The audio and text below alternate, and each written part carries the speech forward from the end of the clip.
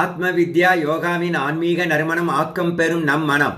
ஒரு இராணுவ வீரர் தன் விடுமுறை நாட்களை கழிப்பதற்கு ஒரு மலை பிரதேசமான ஊரில் மலைக்கு மேல் இருந்த ஒரு விடுதியில் தங்கி அந்த இயற்கை வளத்தை ரசித்து வந்தார்.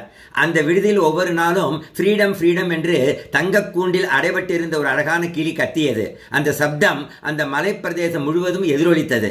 இதை பார்த்து நம் இராணுவ வீரர் சும்மா இருப்பாரா? அவர்தான் நாட்டு விடுதலையை பாதுகாப்பவராயிற்றே. ஆகையால் அந்த கிளியை கூண்டிலிருந்து விடுவித்து அது கேட்கும் ஃப்ரீடம் விடுதலையை கொடுக்க நினைத்தார். ஒரு நாள் மாலை அந்த விடுதியின் ஓனர் இல்லாத போது அந்த கிளிக்கூண்டின் கதவை திறந்து அந்த கிளியிடம் சொல்கிறார், கிளியே, நீ பாவம், இவ்வளவு அழகாக இருக்கும் நீ இப்படி கூண்டில் அடைபட்டு ஃப்ரீடம் ஃப்ரீடம் என்று கத்துகிறாய். நான் உனக்கு ஃப்ரீடம் தருகிறேன், வெளியே வா, பறந்து விடு. உன் ஓனர் வெளியே போயிருக்கிறார், பயப்படாதே, சுதந்திர காற்றை சுவாசிக்க பறந்து விடு என்று அந்த கிளியை கூண்டுக்குள் கைவிட்டு வெளியே இழுக்கிறார். அந்த கிளி வெளியே வர மறுக்கிறது. அவர் கையை ரத்தம் வரும் அளவுக்கு கொத்துகிறது. இராணுவ வீரர் இதை பொறுத்து கொண்டு அந்த கிளியை ஒரு வழியாக வெளியே எடுத்து பறக்க விடுகிறார். அது பறப்பதை பார்த்து ஆனந்த கண்ணீர் விடுகிறார். ஆத்ம திருப்தியோடு இரவு படுக்க செல்கிறார்.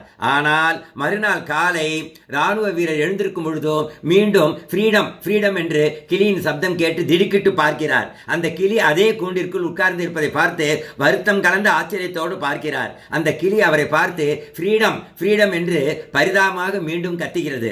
அந்த மலை அந்த சப்தத்தை எதிரொலிக்கிறது. என்ன அழகான சிச்சுவேஷன் பாருங்களேன். என்ன டேக்அவே? அந்த கிளி ஃப்ரீடம் அடைய ஆசைப்படுகிறது.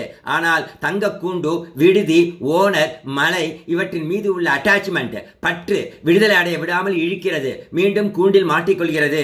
இதேபோல் நம் மனம் என்ற கிளி உறவுகள், பாசம், பந்தம், உடைமைகள், பற்று, பதவிகள் பற்று என்று சம்சாரம் என்ற கூண்டுக்குள் சிக்கி தவிக்கிறது.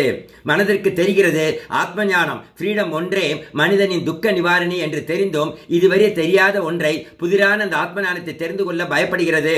நம் ஆன்மீக இராணுவ ஞானிகள் நம்மை பந்தத்திலிருந்து விடுவிக்க முயற்சிக்கிறார்கள். ஆனால் நாம் அவற்றை அறியாமையின் காரணமாக எதிர்க்கிறோம். பற்றில்லாமல் வாழ்வது என்பது வீட்டை, நம் உறவுகளை வெறுப்பதல்ல, உலகை வெறுப்பதல்ல.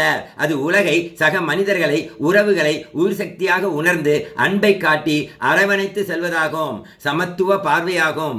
அகம்பாவத்திலிருந்து விடுதலை, ஞானத்தின் மீதான பற்றை வளர்க்கும். அந்த பற்று ஆசை அல்ல, அது குறிக்கோள். This is not a desire, it is the purpose of every human being. We are born here to learn how not to be born again.